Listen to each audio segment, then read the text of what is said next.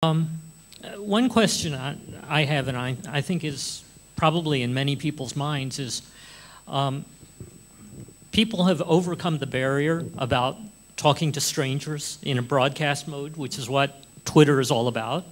You know, you can broadcast a short message or an insight or a view or thought to a wide general audience of your followers.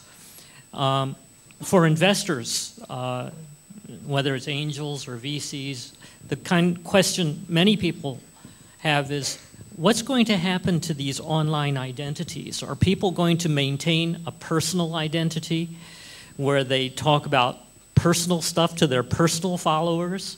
And is that going to be separate from a professional identity where they talk with their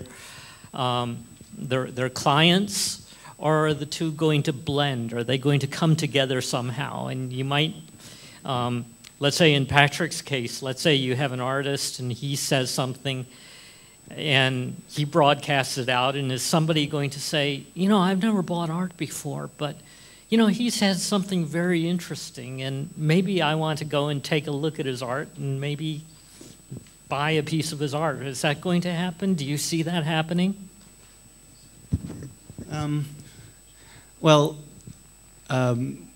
If you look at Facebook, they kind of have to deal with this issue right now with the dual identities. So one thing they have, and what you see artists have, is they'll have a personal profile that their real friends are connected to as friends, and then they'll have a fan page that is what they have as for the public, and they'll have fans, and that's a one-sided connection, whereas friends is a two-sided connection. And so they've been dealing with that. If you look at, you know, Friendster, you know, we've been doing that. Twitter, I think, is essentially more of a one-sided only. I mean, you can have, I guess, mutual followers, and they can message each other in that case. But essentially, what you're posting on Twitter, for the most part, is for everyone. So these different sites are having to deal with that. Yeah. Okay. Andy, I know that I know that Microsoft has invested in Facebook, right? Right, yeah. Okay, so you guys must have some philosophy. You must be talking with the Facebook executives, and I believe like Facebook is using Bing now as your search engine. Yeah. So when you talk to the Facebook guys, do you say, okay, is it going to blend together, or is it everybody going to mix their personal and professional lives together, or how is Microsoft going to monetize its investment in Facebook and all that? Now, I'm of course not senior at that level. Okay, so I actually have no chance to talk to anybody in the Facebook corporation. Okay, but one of the things that I can see on Microsoft how to leverage their investment in Facebook is that it's all about the number of users. Okay, Microsoft has a few you know, very large community user base. For example, Xbox Live. Okay, for example, MSN Messenger, Live Messenger. But you know, the name we usually call the MSN still, right? But Facebook is also one of them. And actually, in the next wave of Live Messenger, we are actually going to integrate them all together. So in your next version of Live Messenger, you actually can see your Facebook updates of your friends in your Live Messenger, the contacts. Okay, so we are actually aggregating all this information.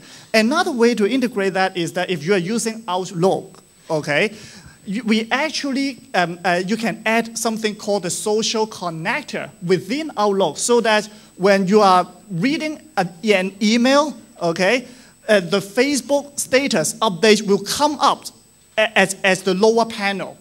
Okay, now these are all talking about the integration of information. Okay, the making still the same point. Make the information available to the user at the correct time at the correct place.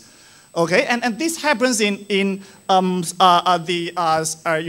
applications like Outlook, which is sitting within a PC, or in mobile, or in when you go to like live.com, or when you log in your Hotmail, you can still see your Facebook feeds. Okay, so So these are actually, we're all talking about integrating this kind of information.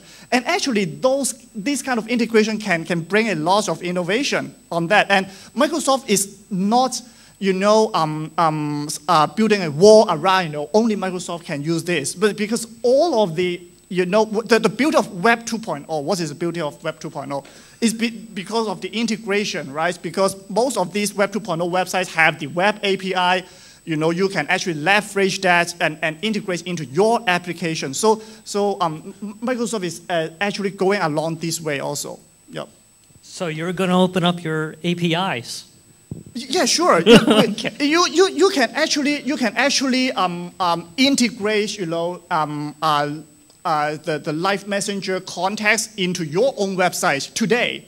Just go to dev.live.com. You can see all the APIs. Those are actually available. That is same as Facebook, same as Twitter. I think Twitter has over the web interface is just make up of a very low percentage of their traffic. I think below 30%. As far as I remember, most of them comes through the web, the API with different Twitter clients. You sure have your favorite ones. My favorite one is Seismic. So these are all about integrating this kind of information. And when you think back of the history, where did it begin? It began with XML, right? It began with XML, really. So before that, when we're still talking C++, VB5, those kind of days, then XML suddenly comes out, and that is where .NET comes out at that time. But different vendors actually have different implementation of their XML platform. And then when it developed up to this point, we can see those kind of integration really happening. And XML is actually flowing everywhere on the wire. Yeah. All right. Ken, your, basically Mother App helps to content owners to port their content over to iPhone platform, correct? And Android and BlackBerry too. Okay. Well, as you know, a few months ago, basically Apple changed their rules for their SDK.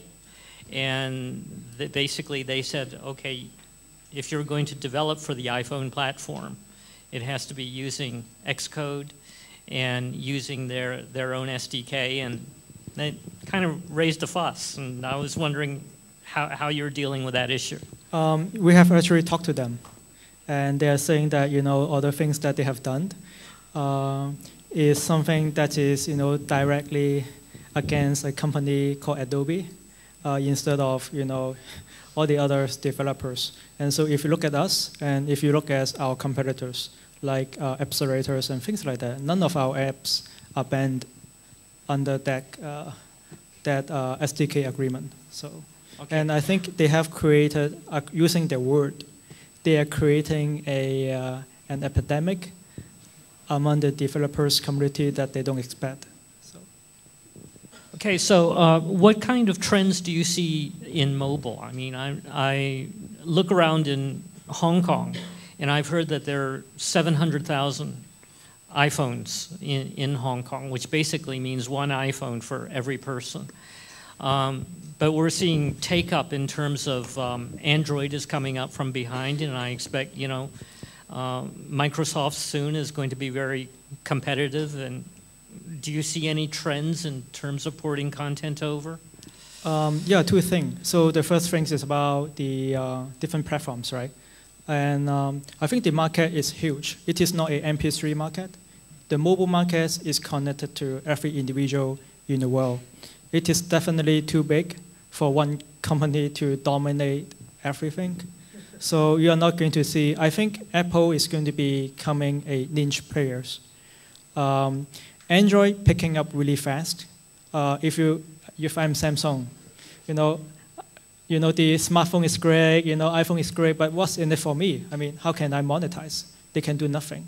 But now they have Android, and in the future they have Windows Phone 7 to fight back, and so you're going to see a lot of fragmentation I think this is just the beginning. It's not consolidating yet. I think the industry is going to be split up even further for the next year or two. So that's the platform side. But in general, I think we have a very primitive way of thinking about mobile right now. We don't understand the medium. So I think it's kind of like internet, like 15 years ago, when the media company, when they first get onto the internet, they treat it like a TV, or paper. And so they are doing what they are doing on the TV and paper. But it turns out that the web is a completely different medium. The video that is going to succeed is not, people is not going there to watch a 2 hours movie. They are going to watch a 3 minutes YouTube. And the YouTube content is not even created by them. It's created by the user, right? And so it seems like it turns out that to win this game, you have to do something totally different. Again, even in my background, right, for Google, right? And so when people first go to the web and they do advertisings, right? Again, they just copy what they have been doing, banner ad, right? And they are even doing banner ad right now on mobile, which is crazy and stupid. And if you look at Google, right, what Google does is it tells you, in this particular medium of internet, banner ad doesn't work. And what works is search, because it is an advertising dreams. I mean, the people there is going to tell me what he wants right now. It is an advertiser. I mean, it's a dream for the advertising company, right? Then you can give them something really targeted. So again, in the advertising medium on the internet, it is different from the medium before, like the print or the TV. And so now it goes up to for the mobile. Again, we can do something that that we have done on the web and things like that. But the things that is going to win is I don't know how it plays out, but I just want to emphasize, it's just going to be different. And for the people that figure out the true nature of this medium, is the people that is going to win. Okay.